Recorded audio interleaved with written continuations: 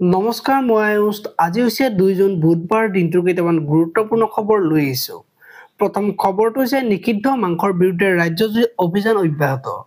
24 ঘণ্টাত 133 জন অভিযুক্ত গ্ৰেপ্তাৰ। অসম আৰক্ষীৰ অভিযানত 1 টনতকৈ অধিক নিষিদ্ধ মাংস জব্দ। গুৱাহাটীকে ধৰি ৰাজ্যৰ ভিন্ন প্ৰান্তৰ মাংসৰ দোকান, হোটেল, ৰেষ্টুৰেণ্টত চলিল আৰক্ষীৰ অভিযান। পৰৱৰ্তী খবৰটো হৈছে নিউয়ৰ্কৰ ৰেষ্টুৰেণ্টত অসম চাহ মহোৎসৱৰ আয়োজন, চেফ বিকাশ খান্নাৰ। পৰৱৰ্তী খবৰটো হৈছে মুখ্যমন্ত্ৰীৰ কনভয়লৈ বটল নিক্ষেপ, ঘটনাৰ সৈতে জড়িত অভিযোগত 10 জনক আটক।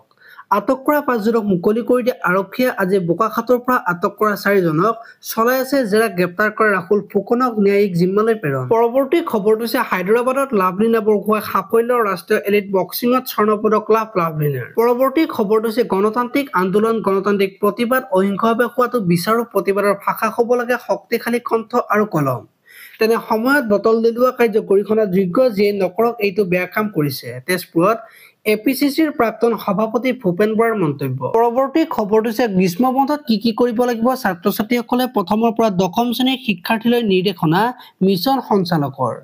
চৰকাৰী, অপ্ৰাদেশিত আৰু ব্যক্তিগত বিদ্যালয়ৰ শিক্ষাৰ্থীলৈ নিৰ্দেশনা, পিতৃৰ পৰা আৰম্ভ কৰি 4 পুৰুষৰ বংশবৃক্ষ অংকন কৰা।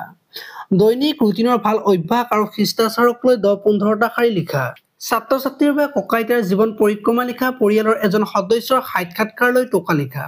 বাতৰি কাকত আলোচনীৰ পৰা বাতৰি আৰু ফটো কাটি উলিওৱা। বাতৰি আৰু ফটোৰ পৰা নিউজ বুলেটিন বনোৱা। অভিভাৱকক দৈনিক কাম-কাজত সহায় কৰাৰ বিষয়ে চাৰ্ট বনোৱা। মাতৃৰ পৰা ৰন্ধন প্ৰণালীৰ অভ্যাস লৈ ব্যঞ্জন পুথি প্ৰস্তুত কৰা। কামৰূপ মহানগৰ জিলাৰ বিদ্যালয়লৈ শিক্ষা বিভাগৰ এই নিৰ্দেশনা। পৰৱৰ্তী খবৰটো হৈছে টোপনি হেৰুৱাইছে চীন, পাকিস্তানে। ৰাছিয়াই ভাৰতক যোগান ধৰিব S-500। অপাৰেচন সিন্দুৰৰ সময়ছোৱাত ভাৰতীয় সেনাৰ এয়াৰ ডিফেন্স চিষ্টেম S-400-এ পাকিস্তানৰ ক্ষেপণাস্ত্ৰসমূহ অতি সহজে ধ্বংস কৰিছিল। ভাৰতৰ নিৰাপত্তা ব্যৱস্থাৰ অভ্যাস পোৱাৰ পাছৰে পৰা শংকিত হৈ আছে পাকিস্তান। পৰৱৰ্তী খবৰটো হৈছে ক্ষমা নোখোজিলে ধুবুৰীত গৌৰৱ গগৈৰ প্ৰৱেশ নিষেধ। বিজেপিয়ে গৌৰৱ গগৈ মুৰ্দাবাদ, কংগ্ৰেছৰ গুণ্ডাগিৰি নচলিব আৰু ধোনীৰে ধুবুৰীৰ আকাশ বতাহ উত্তাল কৰি তোলে।